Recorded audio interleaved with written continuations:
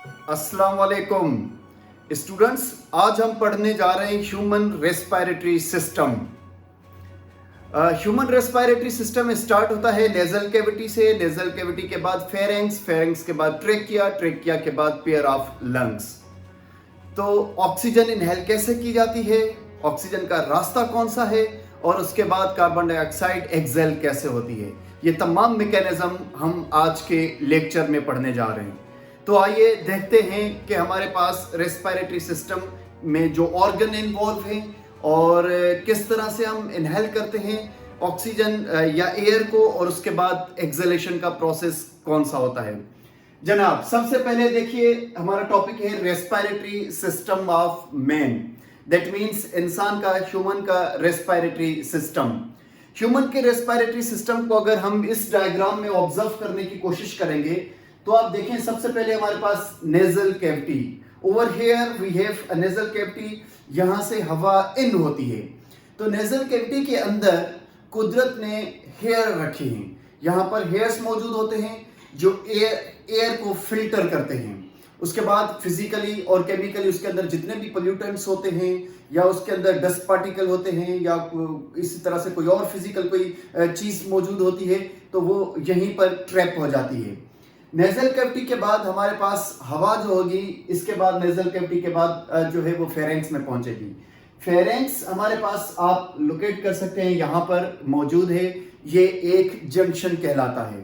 ये हमारे mouth cavity, nasal cavity और ट्रेकिया, इसके अलावा इसोफेगस, इन तमाम जो रास्ते हैं, पाइप हैं, इनका एक जो जंक्शन है, इनका जो मिलाप है वो फेरेंक्स में होता है। फेरेंक्स के बाद हमारे पास विंड पाइप स्टार्ट हो जाता है, आप यहां पर देख सकते हैं, जिससे हम ट्रेकिया कहते हैं। Trachea is also known as the windpipe, जहां से हवा फेफड़ों में, दैट मींस लंग्स में जाती है। ट्रेकिया की जस्ट ऊपर, बिल्कुल ऊपर वाली अगर हम जगह को देखेंगे, ऑब्जर्व करेंगे इसके स्टार्टिंग के पॉइंट को, तो वहां पर लैरिंक्स नाम का एक ऑर्गन मौजूद है। लैरिंक्स एक्चुअली कहा जाता है द वोकल कार्ड। यहां पर साउंड निकालने के लिए, आवाज निकालने के लिए वोकल कार्ड मौजूद होते हैं, जो प्रोबेबली दो होते हैं मेनली इन फंक्शन, और उनसे आवाज की पिच बनती है। तो वोकल कार्ड की लोकेशन ये होती है। यहां लैरिंक्स के बाद हमारे पास एक पाइप स्टार्ट हो जाता है जिसे ट्रेकिया कहा जाता है।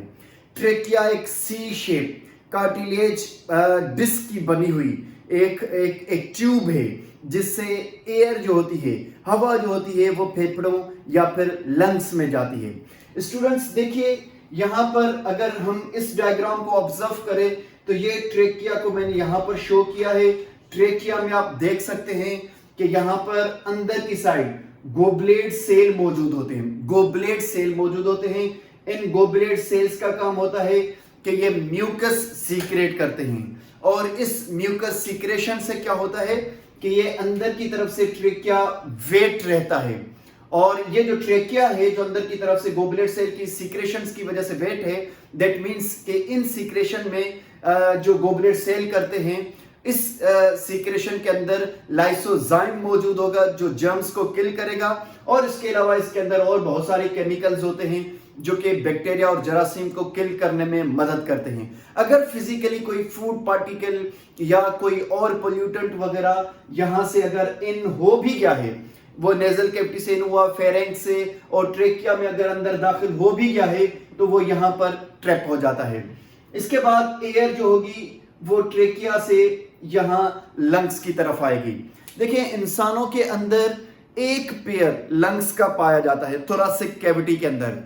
आप इस डायग्राम में देख सकते हैं कि ये थोरैसिक कैविटी है। इस थोरैसिक कैविटी के जो कैविटी है, इसके बाहर की तरफ रिब्स होती हैं, रिब केज एक मौजूद है। अगर रिब्स की बात करेंगे तो we have 12 pair of ribs.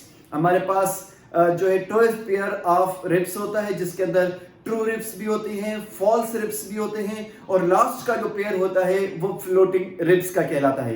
ये जो रिब्स हैं, ये जो सीने की हड्डियां हैं, ये सामने इस तरफ, ये सामने की तरफ स्ट्रेनम बोन से अटैच होती हैं। आप यहां पर देखिए, मैंने मेंशन किया हुआ है स्ट्रेनम बोन, जिसे चेस्ट बोन कहा जाता है। ये सामने से अटैच होती हैं स्ट्रेनम बोन से, ये जो रिब्स हैं, और पीछे की तरफ backward of the body, back side of the body ये अटैच होती है वर्टिब्रल कॉलम के साथ, तो ये एक केज बन जाता है। आप यहां पर देख सकते हैं कि स्ट्रेनम बोन, उसके पीछे फिर आप देख सकते हैं बैक बोन, और ये आगे से स्ट्रेनम बोन और पीछे से बैक बोन से अटैच है, तो एक केज बन जाता है। इस केज में, इस थोरासिक कैविटी के अंदर जो है वो लंग्स मौजूद होते हैं। और फिर पेयर ऑफ लंग्स मैंने यहां पर मेंशन किए हैं। अगर इस डायग्राम में आप लंग्स को देखेंगे तो आप ऑब्जर्व कर सकते हैं कि जो लेफ्ट साइड का लंग है, एक साइड लेफ्ट साइड का जो हमारा लंग है, ये साइज में थोड़ा सा छोटा होता है एज कंपेयर टू राइट के। तो राइट साइड का जो लंग है हमारा, उसको हमने 3 लोब्स के अंदर डिवाइड करके रखा हुआ है।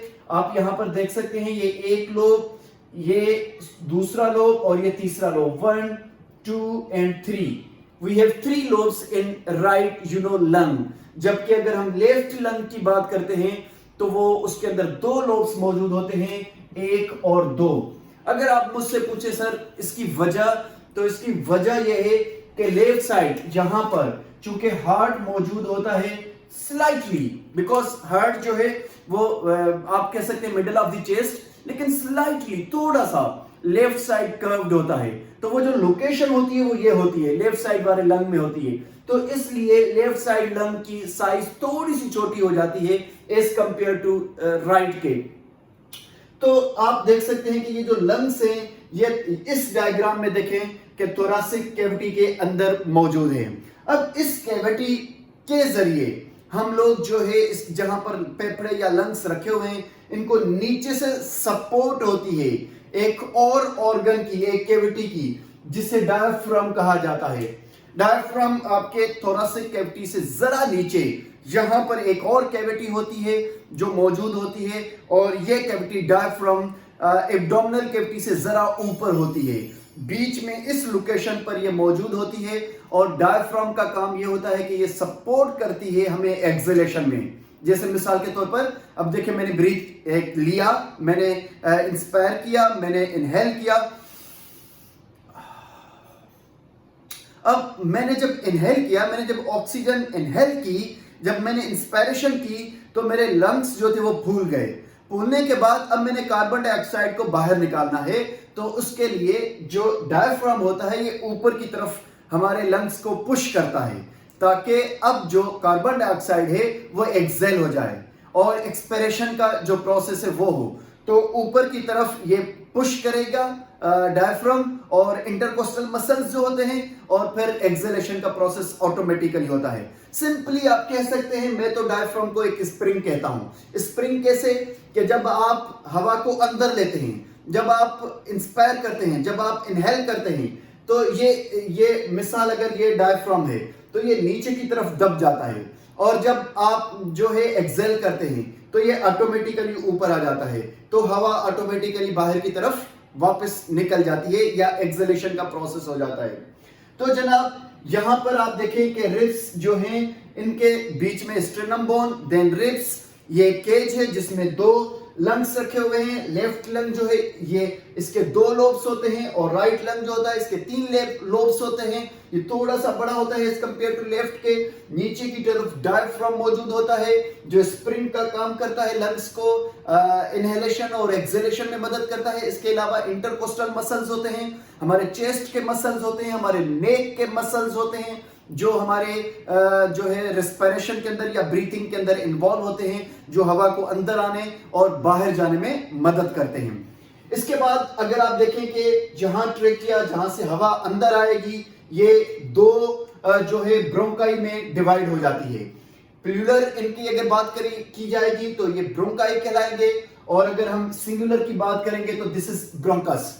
तो एक ब्रोंकस इस तरफ चला जाएगा और एक ब्रोंकस इस साइड आ जाएगा, डिवाइड हो जाएगा ट्रेकिया 2 ब्रोंकस के अंदर। अब bronchus further small minute thin जो है ब्रांचेस के अंदर, छोटे से पाइपलाइन के अंदर डिवाइड हो जाएगा, जिनको हम ब्रोंक्यूल्स कहते हैं। These are very small branches of we can say the bronchus. अब ये ब्रोंकस से हवा होती हुई फाइनली जाकर रीच करेगी एल्वेलस पर। अगर हम इसकी जमा की बात करते हैं, प्लूरल की बात करते हैं, तो ये एल्वेलाई कहलाते हैं, लेकिन अगर सिंगुलर की बात करते हैं तो दिस इज एल्वेलस। तो alveolus actually these are air sacs, ये एयर सेक्स कहलाते हैं। और फाइनली हवा जो होती है वो इन तक रीच करती है, यहां पर जाकर पहुंचती है। तो स्टार्ट से एक दफा फिर से देखिए, ट्रेकिया, ट्रेकिया के बाद ब्रोंकस, ब्रोंकस डिवाइड हो जाता है और स्मॉल ब्रांचेस में जिनको ब्रोंक्यूल्स कहा जाता है। ब्रोंक्यूल्स के बाद एल्वेलस कहलाता है, एक एयर से एक जिसमें जाकर फाइनली एयर जो है वो रीच करती है। अब अगर हम एल्वेलस को यहां पर ऑब्जर्व करें इस डायग्राम में, तो आप देख सकते हैं कि यहां से एक पाइप अंदर की तरफ आया और ये एक आप कह सकते हैं कि बंच ऑफ एल्वेलस मौजूद है यहां पर। और ये छोटे से स्मॉल माइक्रोस्कोपिक एयर सेक्स होते हैं जहां पर गैसेस एक्सचेंज होती हैं। हमारी ब्लड से कार्बन डाइऑक्साइड यहां पर आती है एयर सेक में या एल्वेलाई के अंदर, और एल्वेलाई से जो होती है या एल्वेलस से जो ऑक्सीजन होती है वो ब्लड में जाती है ताकि बॉडी में ट्रांसपोर्ट हो सके। फाइनली इस एल्वेलाई का अगर नंबर की बात करेंगे तो अबाउट 700 मिलियन एल्वेलाई हमारे जो है वो फेफड़ों के अंदर या लंग्स के अंदर मौजूद होते हैं। तो अगर हम एक एल्वेलस को ऑब्जर्व करें तो आप देख सकते हैं एल्वेलस स्ट्रक्चर एयर सेक मैंने इस डायग्राम में आपको दिखाया है। ये अंदर से फिल्ड होता है एक फ्लूइड से जिसे सरफेक्टेंट फ्लूइड कहा जाता है। ये फ्लूइड एक्चुअली क्या करता है, रिड्यूस करता है किसको, सरफेस टेंशन को। और दूसरा ये कोलैप्स नहीं होने देता, क्योंकि अगर ये एयर से किस फ्लूइड से फिल रहेगा तो जब हवा बाहर निकलेगी तो उससे ये कोलैप्स नहीं हो जाएगा, इससे ये सिकुड़ नहीं जाएगा, ये अपने अपने स्ट्रक्चर को मेंटेन रखेगा। वजह कि ये इसके अंदर एक फ्लूइड है जिसे सरफेक्टेंट फ्लूइड कहा जाता है, और ये फ्लूइड जो है सरफेस टेंशन को भी रिड्यूस करता है। तो यहां पर देखिए कि जो पल्मोनरी वेन है ये ब्लड को लेकर आएगी, और ये पल्मोनरी वेन जो है यहां पर जब पहुंचेगी एल्वेलाई के अंदर तो यहां से ऑक्सीजन को पिक करेगी, और उसके बाद पल्मोनरी आर्टरी जो होगी वो ऑक्सीजन को कैरी करके यहां से बाहर की तरफ आउट हो जाएगी।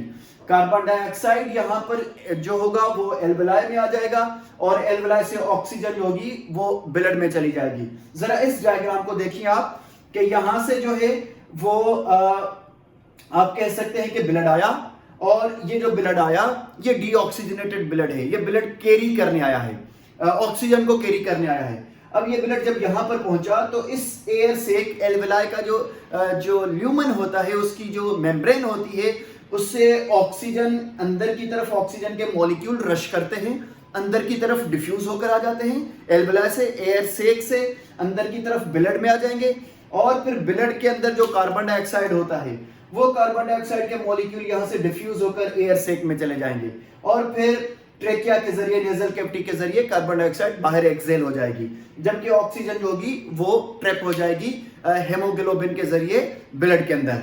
तो इस तरह से जो है यहाँ पर जो गैसेस होती हैं वो हमारे एयर सेक्स में एक्सचेंज होती हैं।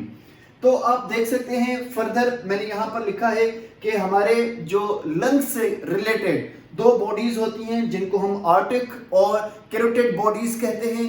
इन दो बॉडीज का काम ये होता है कि ये हमारी बॉडी के अंदर कार्बन डाइऑक्साइड की परसेंटेज को और इसके अलावा हाइड्रोजन आयंस की परसेंटेज को, दैट मींस हमारी बॉडी के अंदर एसिडिटी को जो है ये डिटेक्ट करती हैं, और फिर बॉडी के डिफरेंट ब्रेन और डिफरेंट ऑर्गन्स को कार्बन डाइऑक्साइड की परसेंटेज और हाइड्रोजन आयंस की परसेंटेज को मेंटेन करने के लिए रिपोर्ट करती हैं। तो आप कह सकते हैं Arctic body and carotid body जो होती हैं ये बॉडीज कीमोरिसेप्टर्स हैं, और ये कार्बन डाइऑक्साइड और हाइड्रोजन आयंस के परसेंटेज को जो है डिटेक्ट करने के लिए कुदरत ने ये जो है वो दोनों केमिकल कंपाउंड्स जो है हमारी बॉडी के अंदर रखे हुए हैं। इसके बाद अगर हम देखेंगे कि हमारे लंग्स के अंदर टोटल जो कैपेसिटी होती है हवा की वो 5 लीटर्स होती है, और उसके बाद एक और टर्म यूज होती है टाइडल वॉल्यूम, दैट मींस हवा का वो मिकदार, हाफ लीटर आप कह सकते हैं टाइडल वॉल्यूम, जो हम नॉर्मल हवा या एयर इन या आउट करते हैं उसका अमाउंट जो होता है वो हाफ लीटर होता है, जिसे हम टाइडल वॉल्यूम कहते हैं। Then we have vital capacity of our lungs. Vital capacity कहा जाता है कि 4 litres of air, 4 litre air जो है वो वाइटल कैपेसिटी कहलाती है। और ये 4 लीटर जो होती है हम डीप ब्रेथ में इनहेल करते हैं। जब हम बहुत बड़ी सांस लेते हैं, बहुत ज्यादा सांस लेते हैं, तो उसमें अबाउट 4 लीटर जो हवा होती है उसको हम इनटेक करते हैं। इसके बाद हमारे पास है रेजिडियल वॉल्यूम।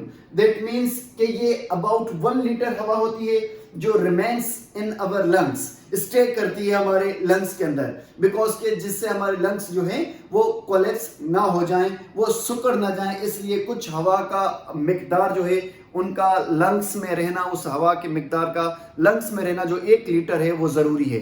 तो 1 लीटर जो हवा होती है वो हमारे लंग्स के अंदर मौजूद रहती है।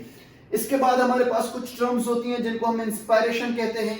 इसी प्रोसेस को हम लोग इनहेलेशन भी कहते हैं। दैट मीन्स हवा का अंदर इनहेल करना, सांस लेना।